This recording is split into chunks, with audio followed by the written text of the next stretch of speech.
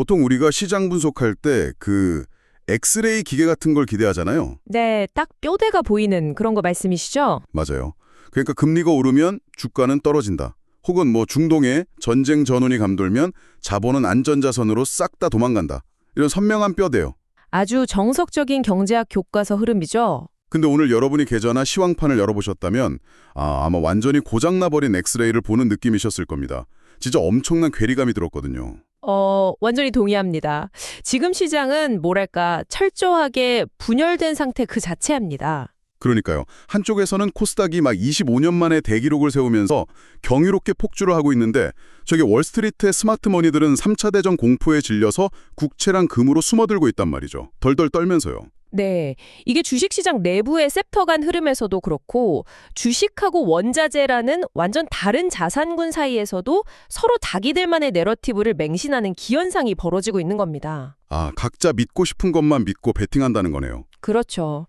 그래서 오늘 저희가 파헤쳐볼 핵심 임무가 바로 이겁니다. 이 극단적인 모순 속에 가려진 진짜 돈의 이동 경로를 추적해보는 거죠. 좋습니다. 단순히 오늘 지수가 얼마 올랐다 내렸다 이런 뻔한 숫자 노름 너머를 봐야겠네요. 네, 그 기저에 숨겨진 구조적인 원인, 그러니까 자본이 도대체 왜 지금 저렇게 미친 듯이 움직이고 있는지 그 메커니즘을 저희가 끝까지 한번 밀어붙여 보겠습니다. 와, 기대됩니다. 자, 그럼 당장 우리 안방 시장의 그 극단적인 온도차부터 뜯어보죠. 오늘 코스피는 철저하게 짓눌렸잖아요. 거의 제자리 걸음을 했는데. 단 0.18포인트 떨어졌죠. 완벽한 눈치 보기 장세였습니다. 네, 반면에 코스닥은 어땠습니까? 하루 만에 무려 2.5% 가까이 피어오르면서 단숨에 1200선을 돌파해버렸어요. 25년 만에 역사적인 고점 돌파입니다. 여기서 제가 진짜 집중하고 싶은 건 숫자가 아니라요. 이 엄청난 상승의 멱살을 잡고 끌어올린 그 주체의 이질성이에요. 개인 투자자들의 매수세 말씀하시는군요. 네. 아니 보통 이런 지정학적 위기나 고금리가 장기화된다는 우려가 빵 터지면 솔직히 개인 투자자들이 제일 먼저 겁먹고 매물을 던지지 않나요? 과거의 패턴을 보면 100이면 100 다 그랬죠. 그런데 오늘 코스닥 상승은 철저하게 개인들이 주도했단 말이죠. 외국인이랑 기관이 그 매크로 공포에 몸을 사리면서 수백만 주를 막 집어 던졌잖아요. 맞습니다. 외국인이 한 488만 주, 기관이 6만 주 정도 팔아치웠습니다. 근데 그걸 개인이 고스란히 다 받아냈다고요? 무려 482만 주를 순매수하면서 1200선을 뚫은 건데 대체 이게 어떻게 가능한 겁니까? 이게 진짜 중요한 포인트인데요.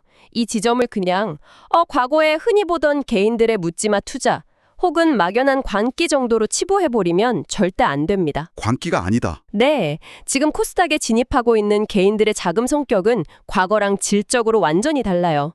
지금 시장 밑바닥에서 벌어지는 구조적인 지각 변동을 봐야 합니다. 어떤 지각 변동이요? 이들은 지금 중동의 전쟁 위기라던가 제롬 파월 의장의 입술만 보면서 시장 전체를 사고 파는 게 아닙니다. IT 딥테크나 바이오 같은 아주 특정된 혁신 성장 테마에 핀셋으로 자본을 집중 포격하고 있어요. 그냥 아무 주식이나 막 사는 게 아니군요. 네, 오늘 업종별 흐름만 봐도 명확합니다. 기계 업종이나 제조업이 주간 기준으로 막 7%에서 11% 이상 폭등을 했거든요. 와, 11%나요? 엄청난 수치네요. 반면에 금리나 거시경제, 매크로의 영향을 아주 직격으로 받는 금융업이나 건설업은 어떻게 됐을까요? 철저하게 외면받았습니다. 완벽한 양극화가 일어난 거죠. 듣고 보니까 과거처럼 산탄총을 막 흩뿌리는 게 아니네요. 특정 섹터의 주도주나 테마형 ETF를 향해서 날아가는 약간 열추적 미사일 같다 할까요? 열추적 미사일. 아주 정확한 비유입니다. 코스피 시가총액 상위에 있는 그 전통적인 대형 수출주들은 글로벌 거시경제 폭풍우에 직접 타격을 받잖아요. 그렇죠. 환율도 그렇고 관세도 그렇고요. 그러니까 개인들은 아예 그 매크로 리스크 자체를 회피해버리는 겁니다. 코스닥의 성장 스토리에 압도적으로 베팅을 하는 방향으로 선회한 거죠. 오늘 삼성전자나 현대차 같은 든든한 대장주들이 막 파란불 켜고 고전하는 걸 저도 봤거든요. 근데 LG에너지솔루션이나 삼성 바이오로직스 같은 성장주 쪽으로는 완전 수급이 블랙홀처럼 무섭게 빨려 들어가더라고요. 네, 그 현상이 지금의 자금 이동을 완벽하게 증명하고 있는 겁니다. 그리고 여기서 하나 더 짚어야 할 게 바로 ETF입니다. 상장지수 펀드 시장의 확대요. 맞습니다. ETF 시장의 폭발적인 팽창이 이 열추적 미사일의 파괴력을 진짜 수십 배로 배가시켰어요. 예전에는 개별 주식 하나 잘못 샀다가 상장 폐지되면 개인이 그 리스크를 다 떠나야 했잖아요. 그렇죠. 그런데 지금은 테마용 ETF를 통해서 특정 산업군 전체의 성장에 아주 안전하면서도 거대한 레버리지를 걸 수 있게 된 겁니다. 그러니까 내일 당장 어디서 미사일이 날아다녀도 어차피 인류의 미래는 AI와 바이오 혁신이다. 이렇게 믿고 롱에 베팅하는 거군요. 면서 깜깜하게 계산하고 있을 때 말입니다. 개미들은 서사에 기반한 성장성의 자본을 몰아넣으면서 스스로 코스닥의 룰을 정하는 마켓 메이커로 등극했다는 거네요. 와, 소름 돋습니다. 그게 바로 25년 만에 1200선 돌파라는 대기록의 진짜 숨겨진 의미입니다. 자, 그럼 한국 시장에서 이렇게 개인이 주도하는 성장주 열풍이 불고 있다면 글로벌 기술주의 본진이죠. 미국 증시의 상황은 어떨까요? 여기는 한술 더 뜨던데요. 네, 미국 시장은 거의 다 다중인격 수준의 기형적인 모습을 보이고 있습니다. 제 말이요. 다우존스는 무려 2.38%나 치솟으면서 엄청 화려한 랠리를 펼쳤거든요. 49,000을 넘겼잖아요. 근데 정작 기술주 중심의 나스닥이랑 S&P 500은 어땠나요? 완전히 얼어붙었습니다. 수익률이 0.00%, 그러니까 변동이 아예 없었어요. 심지어 나스닥은 장중에 막 미-이란 재충돌한다는 뉴스 한 줄 뜨니까 0.9% 가까이 패닉셀링이 나오면서 무너져 내리기도 했단 말이죠.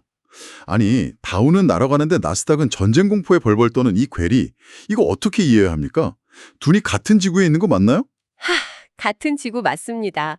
다만 시장 참가자들이 지금 불확실성이 극에 달했을 때 취하는 아주 전형적이고 방어적인 바벨 전략의 결과물을 보여주고 있는 겁니다.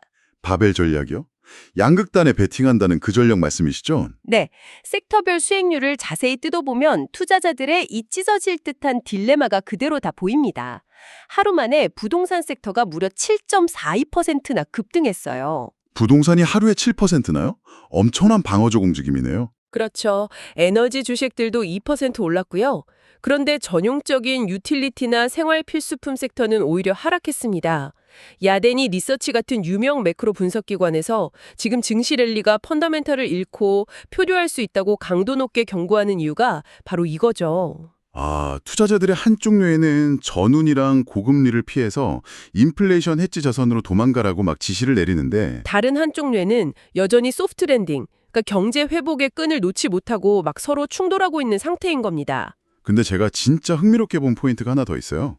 그렇게 매크로 공포에 짓눌려 있는 미국 기술주 섹터 내부에서도 기업별로 운명이 또 극단적으로 갈리더라고요. 아, 인텔 말씀하시는군요. 네, 나스닥 전체가 막 살얼음판을 걷고 있는데 정교장 마감하고 시간의 거래에서 인텔 주가가 무려 15%나 폭등을 해버렸어요. 일론 머스크가 선택한 테라펩 동맹 발표 때문이었죠. 엄청난 뉴스였습니다. 솔직히 이 정도 파격적인 뉴스면 중동 미사일 공포 정도는 단숨에 덮어버릴 수 있는 거 아닙니까? 네, 거시경제 날씨가 아무리 엉망진창이어도 산업의 패러다임을 바꿀 진짜 강력한 기술 앞에서는 글로벌 자본의 지갑이 어김없이 열린다는 걸 보여주는 아주 상징적인 장면입니다. 하긴 인텔이랑 일론 머스크의 만남이니까요. 이게 단순히 두 기업이 악수한 수준이 아니거든요.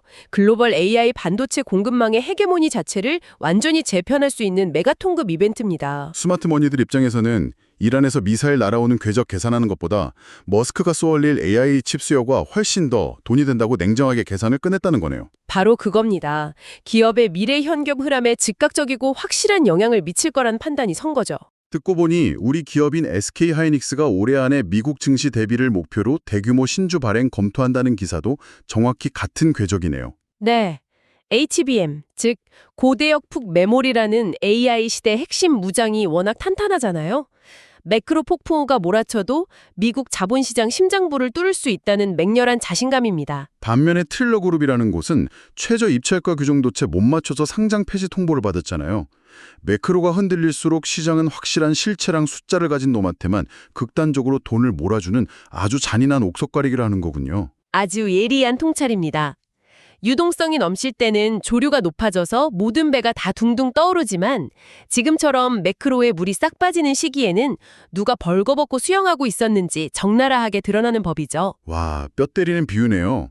자, 주식시장이 이렇게 내러티브랑 실적 사이에서 이리저리 찢겨나가며 혼란을 겪고 있다면 시선을 좀 완전히 돌려보죠. FICC 시장 말씀하시는 거죠? 네, 전통적인 스마트머니의 피난처이자 세계 경제 체온계라고 불리는 채권, 환율, 원자재 시장이요. 여기를 보면 자본의 진짜 속내를 읽을 수 있지 않겠습니까? 그런데 브리핑 자료를 보시면 아시겠지만 이쪽 대시보드도 만만치 않게 모순적인 시그널들이 막 켜져 있습니다. 일단 채권 시장부터 보죠. 글로벌 자산 벤치마크인 미국 10년물 국채 금리가 스멀스멀 올라서 5bp나 상승했잖아요. 4.324%를 기록했어요. 네, 반면에 달러 인덱스는 유로와 강세 덕분에 159.42 수준으로 소폭 하락했고 원달러 환율도 약간 진정세를 보였죠. 1,445원으로 5.3원 내렸으니까요. 근데 환율은 그렇다 치고 핵심은 이 장기 채권 금리의 묵직한 상승세 아닙니까? 맞습니다.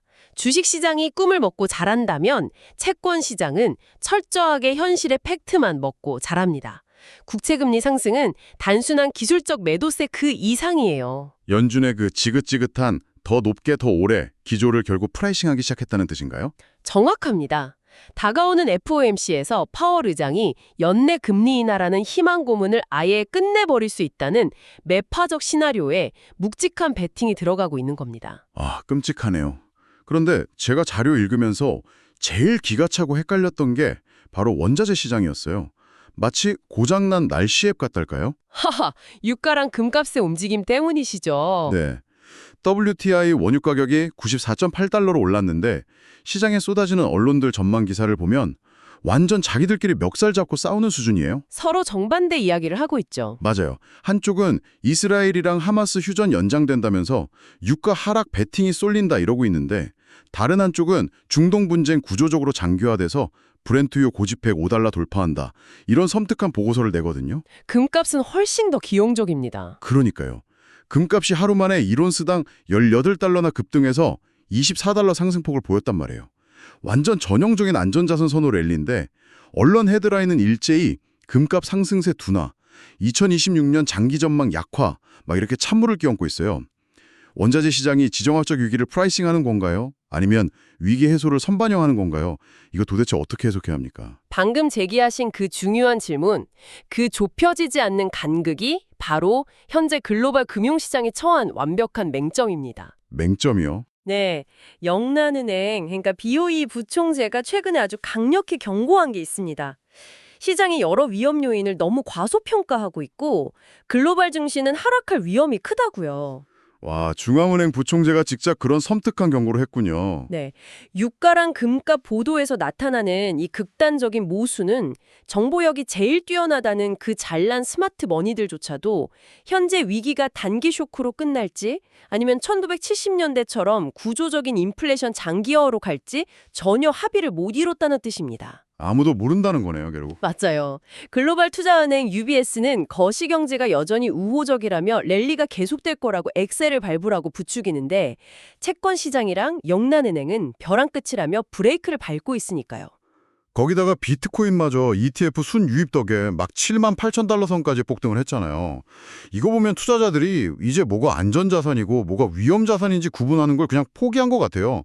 그저 내려티고 몰리는 것으로 무작정 우르르 피신하는 군집행동 같기도 하고요. 불확실성이 극에 달하면 전통적인 자본의 룰은 무너지고 유동성이 쫓는 서사만 남게 마련입니다. 지금이 딱 그런 시기죠. 결국 이 모든 분열증적인 지표들, 거시 매크로 공포랑 개별 혁신 펀더멘탈이 격렬하게 멱살 잡고 싸우는 이 혼란의 진원지는 따로 있었네요. 달력이죠. 네, 달력이요. 시장 전체가 도대체 무슨 의미일까 고민하면서 조만간 다가올 심판의 날을 숨죽여 기다리고 있는 거잖아요. 당장 다음 주 캘린더에 엄청난 일정들이 빽빽하게 적혀 있던데요. 그렇습니다. 모든 투자자들의 시선이 4월 마지막 주랑 5월 첫째 주에 완전히 고정되어 있습니다. 이 혼란의 종지부를 찍을 빅 이벤트들이 융단 폭격처럼 쏟아지거든요. 일단 4월 28일 화요일에 일본은행 보호주의 금리 결정이 있죠.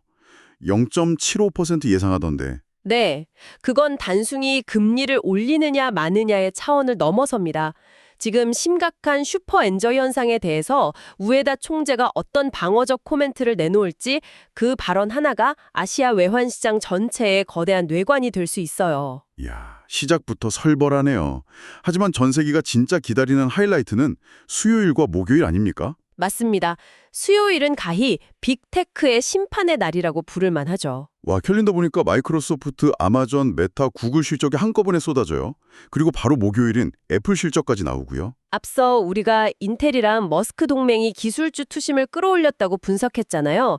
근데 이 기대감이 진짜 현금 흐름과 매출액이라는 냉혹한 숫자로 증명될 수 있을지 그 맷집을 적나라하게 평가받는 날이 될 겁니다. 여기서 만약에 실적 숫자가 시장 눈높이 못 맞추고 삐끗한다면 나스닥은 매크로 핑계 낼 것도 없이 그냥 무너져 내릴 수도 있겠네요. 충분히 가능한 시나리오입니다.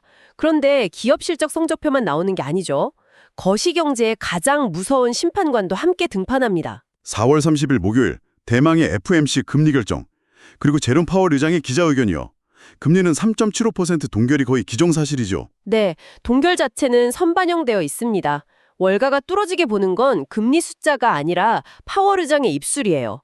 최근 인플레이션 반등 조짐에 대해 그가 얼마나 매파적인 단어를 섞었을지가 핵심입니다. 게다가 연준 의장이 마이크 잡는 바로 그날 미국 1분기 GDP 속보치랑 연준이 제일 사랑하는 인플레이션 지표죠. 근원 PCE 물가지수가 동시에 발표되잖아요. 경제의 덩치가 얼마나 쳤는지 보여주는 지표, 그리고 돈 가치가 얼마나 떨어졌는지 보여주는 물가 지표가 한날 한시에 나오는 겁니다. 금요일에는 미국의 4월 ISM 제조업 구매자 지수까지 대기 중이고요. 실물 경제 핏줄이 얼마나 건강한지 확인하는 마지막 퍼즐이네요. 이렇게 거대한 지표들이 단 며칠 사이에 다 쏟아지기 때문에 오늘 브리핑 자료에서 이 시기에 현금 비중 확대를 그토록 강력히 조언한 겁니다. 아, 폭풍우 오기 전날 밤에 무리하게 빚내서 홀짝 배팅하지 마라. 총알 꽉 쥐고 안개 거치길 기다리는 게 생존 전략이라는 거군요. 전적으로 동의합니다. 빅테크 실적이 입증할 기업의 펀더멘털, 그리고 파월 의장이 제시할 매크로의 방향성, 이 두 개가 어떤 교차점을 만드는지 두 눈으로 확인한 뒤 자금을 움직여도 절대 늦지 않습니다. 좋습니다. 오늘 저희가 짚어본 이 방대한 시황 데이터들을 관통하는 하나의 거대한 흐름을 꼽자면 결국 치열한 줄다리기 현장 한가운데 서 있는 기분입니다. 네, 맞습니다. 중동 위기랑 금리 동결 우려로 굳어버린 스마트머니들의 매크로 공포, 그리고 그걸 뚫고 25년 만에 코스닥 1200선을 박살내버린 개인 투자자들의 혁신 성장에 대한 확신, 이 팽팽한 줄다리기 말이죠. 그리고 그 줄다리기의 승자는 다가오는 빅테크 실적과 FOMC에 의해 어느 한쪽으로 튕겨져 나가며 결정될 것입니다. 청취자 여러분, 오늘 저희가 준비한 심층 분석이 여러분 머릿속의 복잡한 정보들을 깔끔하게 정리하는 데 도움이 되셨길 바랍니다. 시장이 요동칠 때는 진짜 한 발짝 물러서서 큰 그림 보는 게 중요하거든요. 오늘 깊게 파헤쳐본 메커니즘을 기억하시고 현금이라는 방패를 잘 준비하시길 바랍니다. 마지막으로 오늘 퇴근길이나 남은 하루 동안 곰곰이 생각해 보실 만한 화두를 하나 던져드리면서 마무리하겠습니다. 네, 어떤 화제죠? 오늘 기관과 외국인이 공포에 질려서 던진 물량을 무조리 흡수해 코스닥을 25년 만에 최고치로 끌어올린 주체, 바로 우리 개인 투자자들이었잖아요. 네, 경이로운 매수세였죠. 과거에는 그저 거시경제 파도에 휩쓸려 잡아먹히기만 하던 개인들이 이제는 강력한 정보력이랑 ETF라는 자금력으로 시장의 내러티브를 스스로 창조해 나가고 있습니다. 시장의 룰을 바꾸고 있는 셈이네요. 그렇다면 글로벌 전쟁 공포마저 덮어버린 이 시대의 진정한 마켓메이커는 과연 누구일까요? 여전히 블룸버그 단말기 앞에서 채권 금리 계산하며 몸살이는 월스트리트의 넥타이 부대일까요? 아니면 지금 이 방송을 듣고 계신 여러분 같은 개인 투자자들의 집단 지성일까요? 정답은 곧 시장이 증명해 주겠네요. 스스로 질문을 던져보시길 바라며 저희는 다음 심층 분석에서 다시 날카로운 통찰로 찾아오겠습니다. 함께해 주신 여러분 감사합니다.